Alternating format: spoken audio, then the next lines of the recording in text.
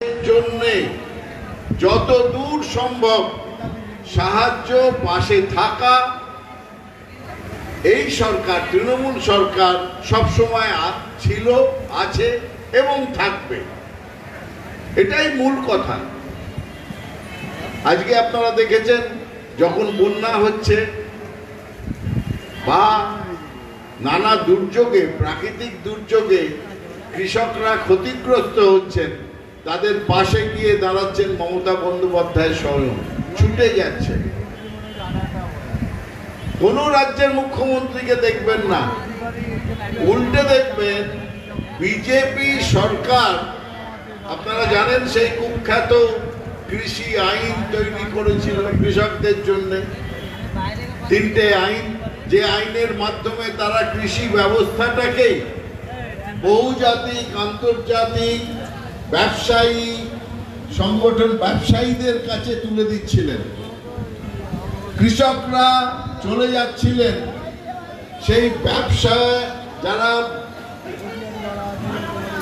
বহুজাতিক ব্যবসায়ীদের কন্ট্রোলে, এবং সেখানে যে আন্দোলন তৈরি হয়েছিল, সেই আন্দোলনের জন্য মোদী সরকার সেই কৃষি বিল প্রত্যাহার করতে বাধ্য হন। তাতে এই দোলাদি এসছেন, দোলাদির একটা উল্লেখযোগ্য ভূমিকা ছিল। দোলা সেন সেই সময় রাজ্যসভায় যে বক্তব্য রেখেছিলেন, জোরালো বক্তব্য কৃষকদের পক্ষে, মোদির অন্যায় ষড়যন্ত্রের বিরুদ্ধে, যে কৃষকদের অধিকার এইভাবে কেড়ে নিয়ে আপনি দিয়ে দিতে পারবেন না শুধু ব্যবসায়িক স্বার্থে, ব্যবসায়ীদের হাতে।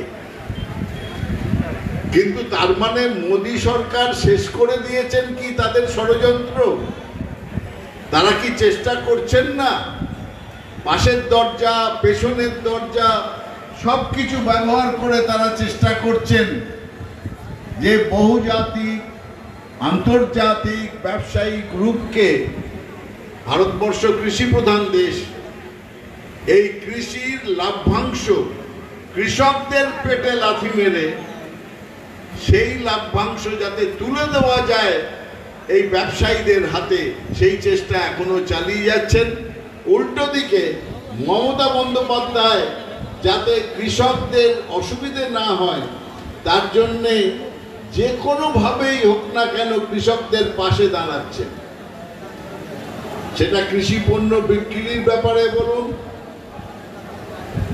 কৃষকদের কাছে ক্রেডিট তাদের পাওয়া, কৃষি পণ্য উৎপাদনের জন্য সরকার বা ব্যাংকের কাছ থেকে ক্রেডিট পাওয়া, এবং নানাভাবে কৃষকদের পাশে দাঁড়াচ্ছেন মমতা বন্দ্যোপাধ্যায়।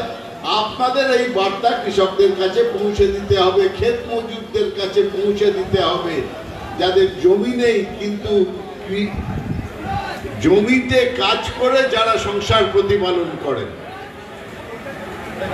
এই সঙ্গেই আপনারা জানেন বন্ধু, গতকাল সুপ্রিম কোর্ট, আপনারা অনেকেই গ্রাম থেকে এসছেন, 2022 থেকে 100 দিনের কাজের টাকা বন্ধ করে রেখে দিয়েছিল। তাদের উদ্দেশ্য ছিল গরিব মানুষের পেটের ভাত কেড়ে নেওয়া। অন্যায়ভাবে তারা করেছিল। হাইকোর্টের নির্দেশ মানেনি যে এই কাজ শুরু করতে হবে। তারপর গতকাল সুপ্রিম কোর্ট বলেছেন যে এই 100 দিনের কাজ পশ্চিমবঙ্গে বন্ধ করা যাবে না, আপনাদের এই এখনই চালু করতে হবে। মজাটা কি জানেন?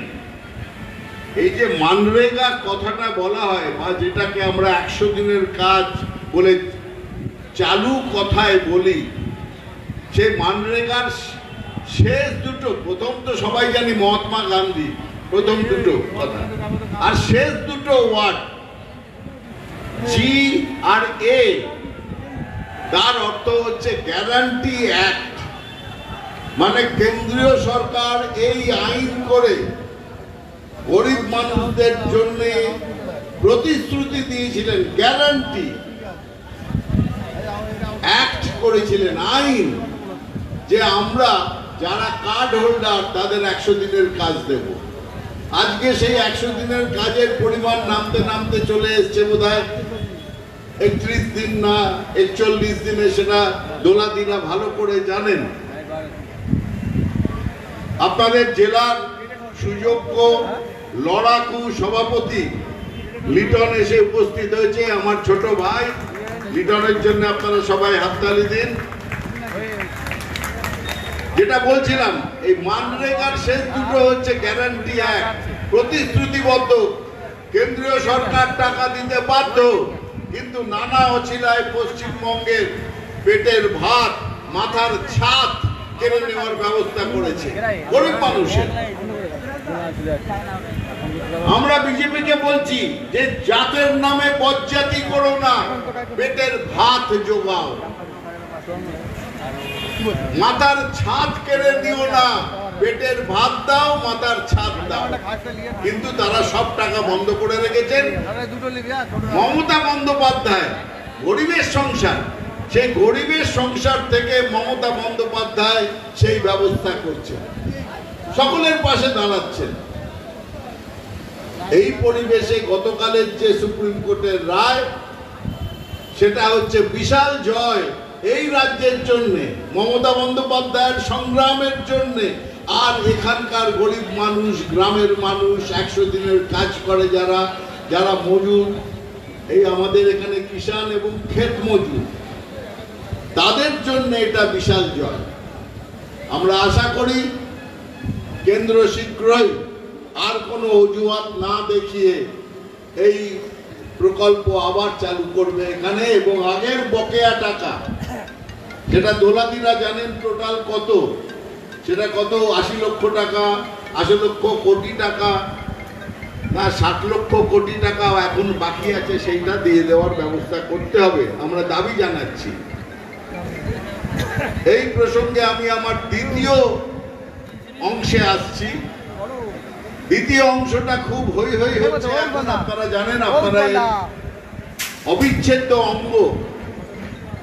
2026-এ ভোট হবে, সেই ভোট নিয়ে হই হই করে কেন্দ্রের জাতীয় নির্বাচন কমিশন এবং বিজেপি এসআইআর নামক একটা জিনিস নিয়ে এসছেন। অনেকেই আগে বলছিলেন, জয়প্রকাশ বাবু এসআইআর জিনিসটা কি, খায় না গায়ে মাখে? গতকাল সাংবাদিক সম্মেলন করে জাতীয় নির্বাচন কমিশন 12টা রাজ্যের জন্য এসআইআর ঘোষণা করেছেন। আমাদের আপত্তি নেই, যদি সঠিকভাবে ভোটার লিস্ট ঠিকভাবে তৈরি হয়। আমরা তো আছি, আমরাই তো প্রথম বলেছি ফেব্রুয়ারি মাসের 27 তারিখে নেতাজি ইন্ডোর স্টেডিয়ামে, সেখানে এখানকার অনেক নেতাই উপস্থিত ছিলেন। মমতা বন্দ্যোপাধ্যায় মঞ্চ থেকে যখন ভোটার লিস্ট তুলে বললেন সারা ভারতবর্ষকে, এই দেখো হরিয়ানার লোকের নাম পশ্চিমবঙ্গের ভোটার লিস্টে, এই দেখুন পাঞ্জাবের ভোটারের নাম পশ্চিমবঙ্গের ভোটার লিস্টে। আমরা চাই এই অব্যবস্থা দূর করতে ইলেকশন কমিশন জবাব দিক কিভাবে এই ঘটনা ঘটছে। ভোটার লিস্ট ঠিক করার সেই দিন থেকেই তো আন্দোলন শুরু হলো। মমতা বন্দ্যোপাধ্যায় বললেন, তখন সকলে নড়ে চড়ে বসলেন, ইলেকশন কমিশনের নড়ে চড়ে বসলেন। তার পরবর্তী ক্ষেত্রে বললেন বিহারে এসআইআর করবে। কিন্তু উদ্দেশ্যটা কি আমরা প্রশ্ন করেছিলাম। উদ্দেশ্যটা কি বিজেপিকে পেছনের দরজা দিয়ে নির্বাচন জিতিয়ে দেওয়া? উদ্দেশ্যটা কি বেছে বেছে নাম বাদ দেওয়া, বিশেষ করে সংখ্যালঘু বা মুসলমানদের নাম বাদ দেওয়া? সেটা হতে দেওয়া যাবে না। মমতা বন্দ্যোপাধ্যায় এর মধ্যেই বলেছেন একজন বৈধ ভোটারের নাম বাদ দেওয়া চলবে না। আর তৃণমূল কংগ্রেস দায়িত্ববদ্ধ, প্রতিজ্ঞাবদ্ধ যে এই ব্যাপারে প্রত্যেকটা তাদের পদক্ষেপে নজর রাখবে। এবার আপনাদের কাছে একটা বিশেষ অনুরোধ, তৃণমূল কংগ্রেসের কাছে ভোটার লিস্ট স্ক্রুটিনি নতুন কোনো ঘটনা নয়। আপনারা অনেকেই আছেন যারা বুথ কর্মী, বুথে কাজ করেন, নিজের অঞ্চলে এলাকায় কাজ করেন এবং বছরে একবার ওই ভোটার লিস্ট আসে যদি নিজের বুথের, সেইটাকে চেক করে দেখেন কতজন ভোটার, কতজন আছে এখন, কতজন কে মারা গেছেন বা কতজন নতুন হচ্ছেন।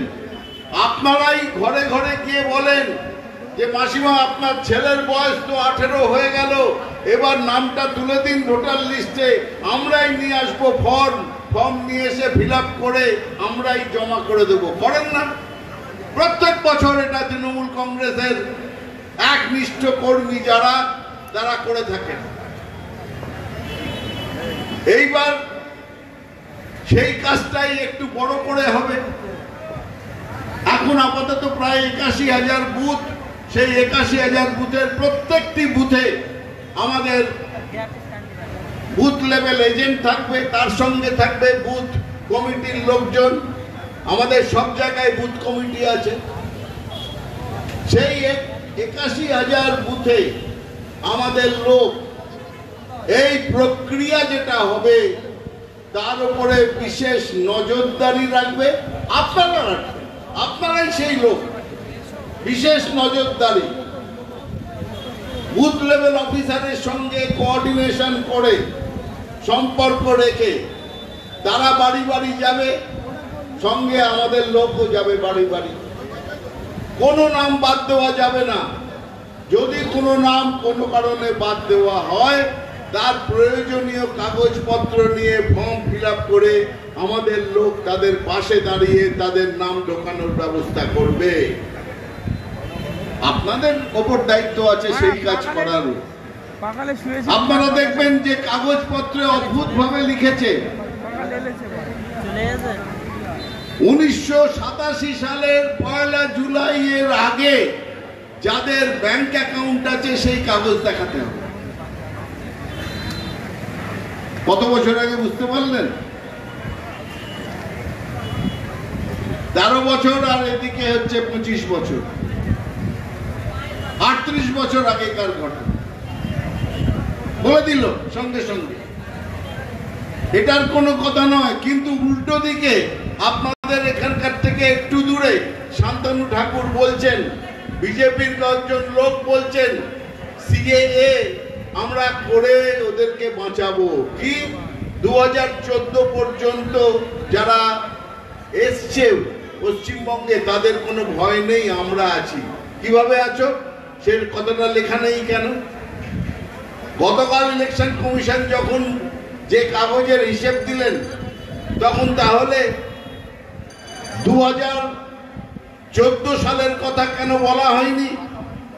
1987 সালের কথা কেন বলা হয়েছে? তার মানে এই বিজেপির লোকরা দেখা হলেই বলবে যে মিথ্যে কথা বলে আমাদেরকে ভ্রান্ত ধারণা করার জায়গা নেই, তোমরা মিথ্যে বলছো, তোমাদের কথা আর ইলেকশন কমিশনের কথা মিলছে না। কিন্তু আমরা যেটা ঢোকাতে পেরেছি এখানে আধার কার্ড, দেখেছেন বিহারে আধার কার্ড ছিল না, শেষকালে যুক্ত হয় সুপ্রিম কোর্টের নির্দেশে, আর এখানে প্রথম থেকেই লিখে দিয়েছে আধার কার্ড ব্যবহার করা যাবে, দেওয়া যাবে।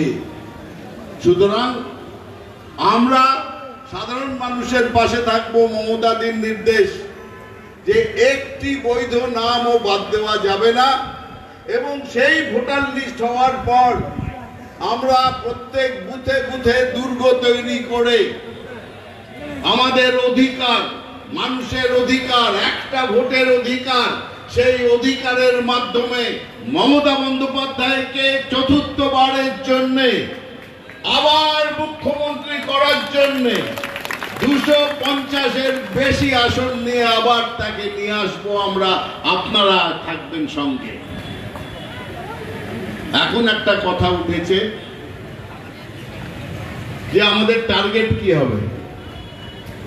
আমরা 240-250 বলছি, কিন্তু সব থেকে মনের মতন টার্গেট সেটা হচ্ছে বিজেপিকে 30-এর নিচে নামিয়ে আনা। তার কারণ 30-এর নিচে চলে আসলে নিয়ম মতন বিরোধী দলের কোনো তকমা তারা পাবে না। আর সেই অবস্থায় না থাকবে বাঁশ, না বাজবে বাঁশি, না থাকবে বিরোধী দল, না থাকবে বিরোধী দল নেতা, তার মিথ্যাচার, তার বিশ্বাসঘাতকতা, বাংলাকে দিল্লির সাহায্যে বাংলার অত্যাচারের। এই জন্যে আমরা চাইছি তারা যেন 30-এর নিচে নেমে আসে। আপনারা একসঙ্গে থাকলেই হবে। মানুষ আছে আমাদের পাশে, মাথার উপর আছেন মমতাদি, আর মানুষ আছে আমাদের সঙ্গে। তাই জন্য আজকের এই সম্মেলন থেকে আমি এই দুটোই বললাম যে কৃষকদের জন্য যেটা করেছেন সেটা আপনারা দিকে দিকে ছড়াবেন। সামাজিক প্রকল্পে মানুষের উপকারের কথা যা বলা হয়েছে আপনারা জানেন, সেটা দিকে দিকে ছড়াতে হবে। সংগঠন জোরদার করতে হবে। আর সামনের দিনের 2 মাস ধরে যে SIR হবে তাতে নিজের বুথকে দুর্গ বানিয়ে সেই SIR এর মাধ্যমে কোনো মানুষের ভোটাধিকার যেন না যায় সেদিকে লক্ষ্য রেখে মানুষের পাশে থেকে এই প্রকল্পকে, এই প্রক্রিয়াকে মনিটরিং করবেন, দেখবেন, নজর রাখবেন। আপনাদের সকলকে আমার অনেক অনেক ধন্যবাদ।